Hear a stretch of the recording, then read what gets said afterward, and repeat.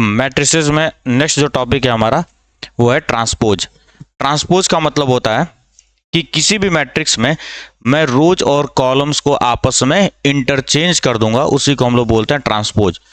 ठीक, कोई भी मैट्रिक्स मान लो हमको दिया गया है ए 1 2 3 4 5 6। सबसे पहले बताओ ऑर्डर कितना है इसका, ऑर्डर कितना है इस मैट्रिक्स का 2/3। कैसे पता, रोज 2 है, हॉरिजॉन्टल लाइंस रोज होती हैं, वर्टिकल लाइंस कॉलम्स होती हैं, 2 रोज 3 कॉलम्स, तो 2/3 इसका ऑर्डर है। अब ट्रांसपोज निकालना है मुझे इसका। ट्रांसपोज को मैं ए डैश से रिप्रेजेंट करता हूं या तो ए के ऊपर टी बना करके। सही, ये ट्रांसपोज का रिप्रेजेंटेशन होता है।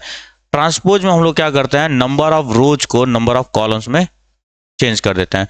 मतलब रो जो है वो कॉलम बन जाएगा 1 2 3, ये रो है ये कॉलम बन जाएगा 4 5 6, और ऑर्डर क्या हो जाएगा अब इसका 3/2।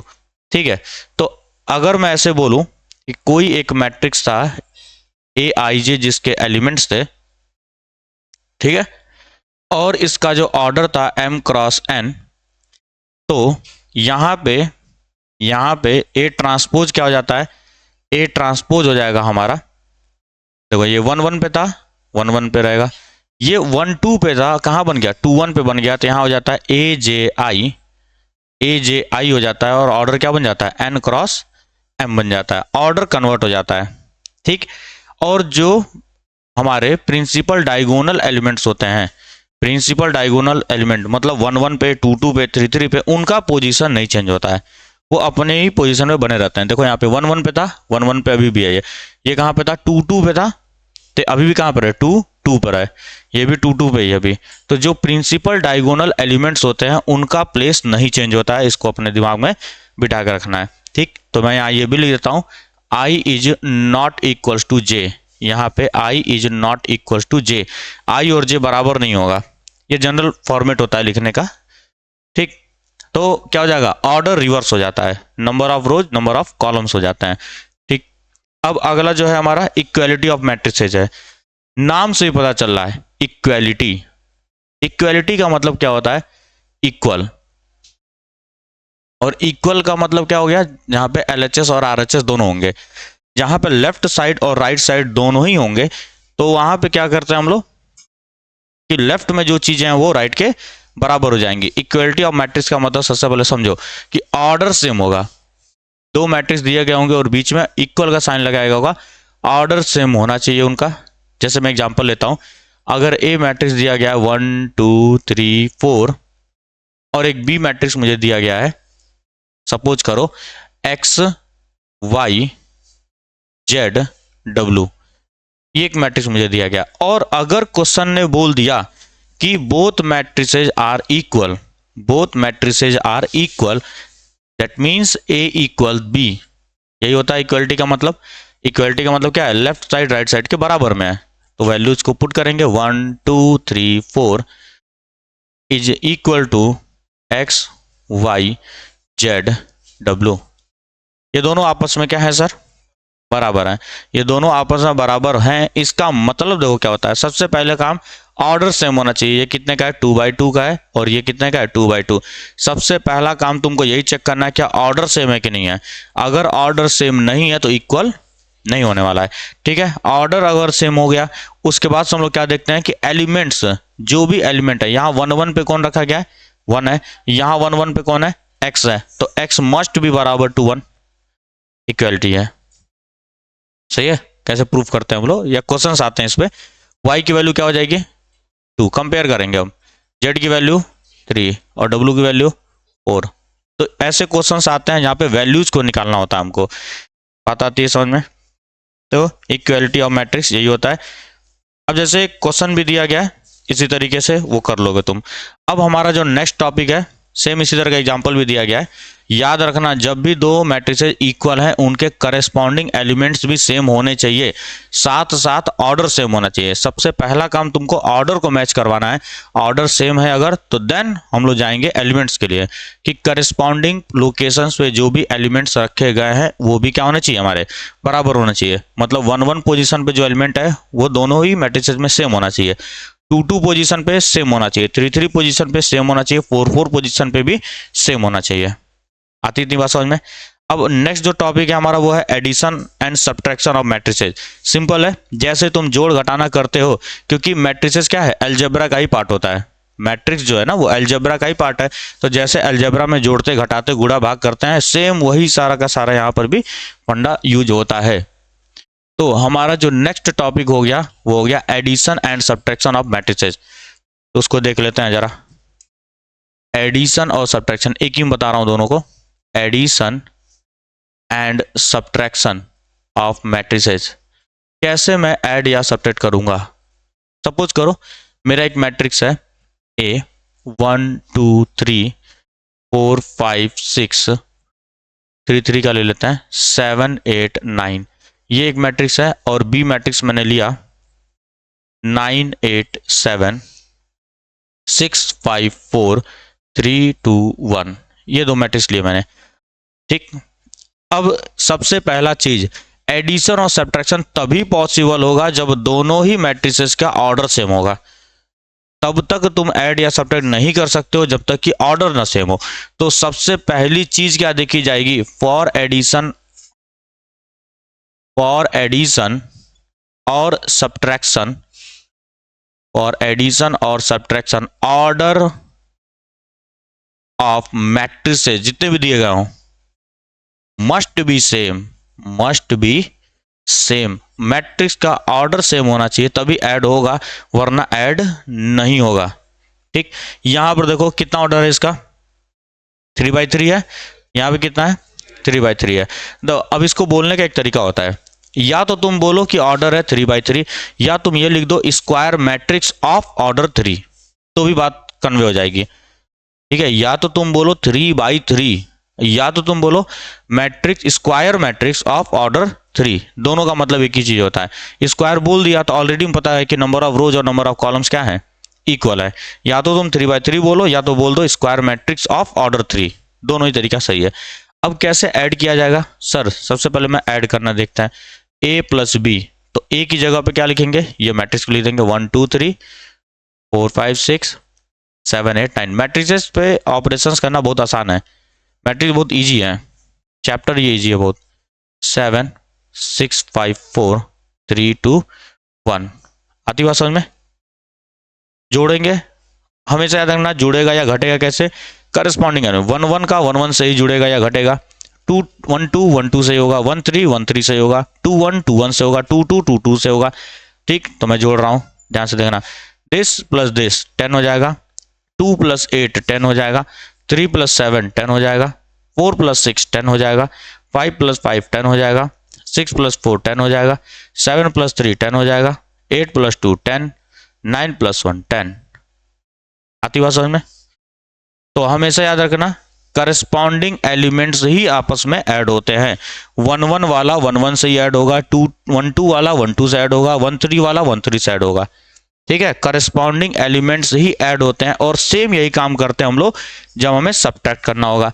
a - b, तो सबसे पहले a को लिखा जाएगा 1 2 3 4 5 6 7 8 9, माइनस का साइन है, माइनस लगाया। बी मैट्रिक्स को लिखो अब 9 8 7 6 5 4 3 2 1।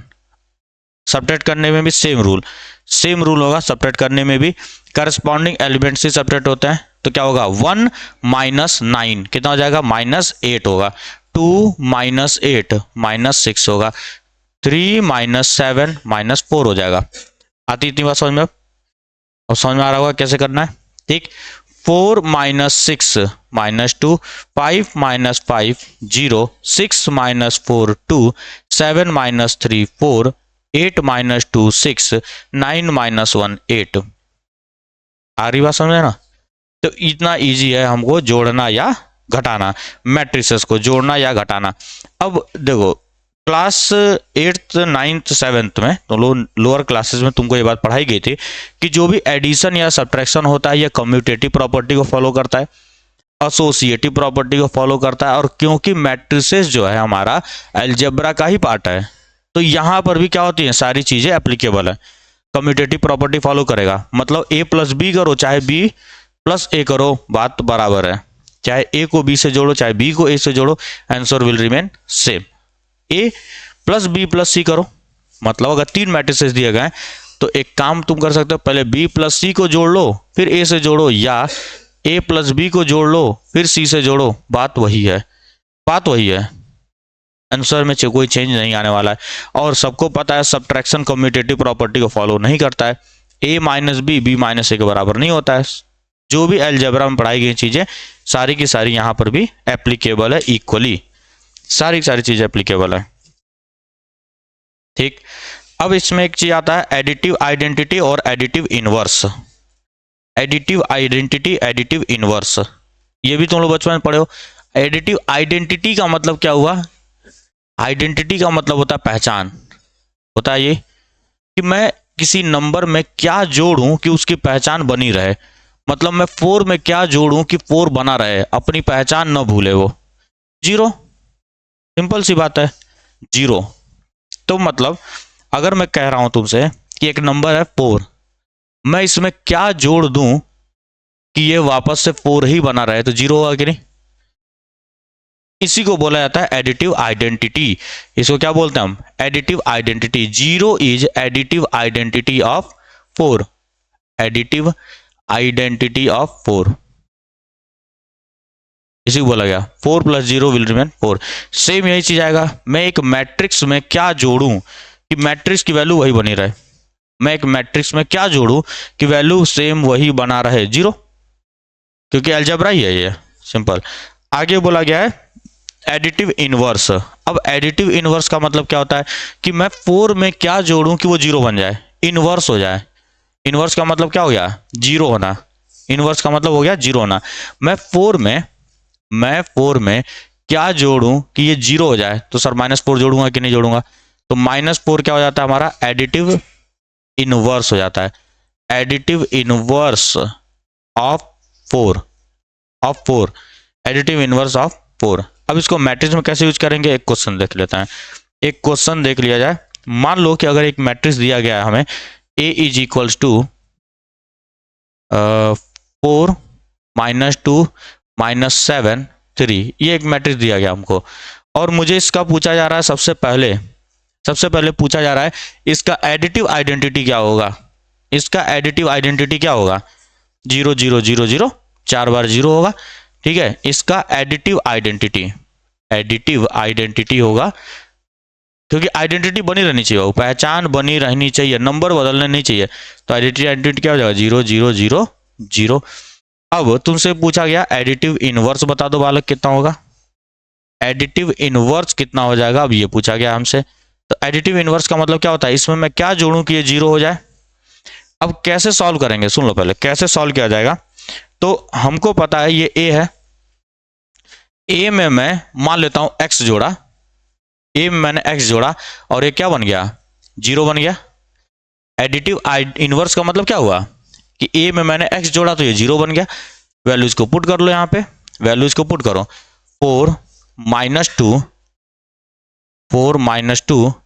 -7 3, और तुम्हें ये नहीं पता है कोई दिक्कत नहीं है, 0 0 0 0 4 बार पुट करेंगे, क्योंकि इसको उधर लेकर के जाऊंगा मैं, सब्ट्रैक्ट करना है। और अभी अभी हमने पढ़ा एडिशन और सब्ट्रैक्शन के लिए ऑर्डर सेम होना चाहिए, तभी तुम ऐड या सब्ट्रैक्ट कर सकते हो। तो अब जैसे तुम अलजेब्रा सॉल्व करते थे, इसको इधर लेके जाकर सॉल्व करते थे कि नहीं। मान लो अगर ये दिया गया तो x इज इक्वल टू क्या लिखते थे, 0 - a लिखते थे, इसको उधर ले जाकर के सेम वही काम होगा, क्योंकि मैट्रिक्स भी is a part of algebra ही है ये। इसको उधर लेके चलूंगा तो क्या लिखा है, 0 0 0 0, और ये जब उधर जाएगा इसके साथ क्या लगा है, प्लस का साइन, उधर जाकर क्या बनेगा, ये माइनस बनेगा। तो हो जाएगा ये 4 -2 -7 और 3, 0 -4 कितना आएगा, -4, 0 -2 +2 हो जाएगा कि नहीं, माइनस माइनस प्लस हो जाता है, 0 माइनस माइनस 7 प्लस का 7 हो जाएगा सर, 0 माइनस 3 माइनस 3 हो जाएगा। तो ये हमारा क्या आ गया, एडिटिव इनवर्स आ गया। एडिटिव इनवर्स, तो अब एक चीज याद रखो, एडिटिव इनवर्स जब भी निकालना होगा तुमको, शॉर्टकट बता रहा हूं उसका, तुम कुछ मत करना, वैल्यू सेम रहेगी, साइन पलट देना, बस साइन को पलट देना है। एडिटिव इनवर्स जब भी पूछा जाएगा, सिंबल जो साइन लगाया गया है पॉजिटिव और निगेटिव का, उसको पलट देना है तुमको। देखो यहां ध्यान से, पहले 4 था, अभी के आंसर क्या आ गया, माइनस का 4 आ गया, माइनस का 2 था, क्या हो गया, प्लस का 2 हो गया, माइनस का 7 था, प्लस का 7 हो गया, 3 था, ये माइनस का 3 हो गया। मीन्स कि अगर एडिटिव इनवर्स पूछा जाए, आइडेंटिटी में नहीं, आइडेंटिटी में तो 0 0 0 ही होगा, और सेम नंबर ऑफ जीरोज होने चाहिए जितने उधर हैं, मतलब ऑर्डर सेम होना चाहिए। ऑर्डर सेम करना है क्योंकि एडिशन और सब्ट्रैक्शन करना है। बार बार बोल रहा हूँ कि बच्चे इसी में गलती करते हैं, ऑर्डर कोई सेम नहीं करते हैं वो। एडिशन सब्ट्रैक्शन में ऑर्डर सेम होना चाहिए। और इनवर्स निकालने के लिए तुम कुछ मत करो, बस साइन को बदल दो, साइन को रिवर्स कर दो, वैल्यू वही रहेगी, वैल्यू वही रहने वाली है। 2 बन जाएगा -2, -2 बन जाएगा +2, 7 बन जाएगा -7, -7 बन जाएगा +7। आती है इतनी बात समझ में? कोई डाउट है तो बोलो।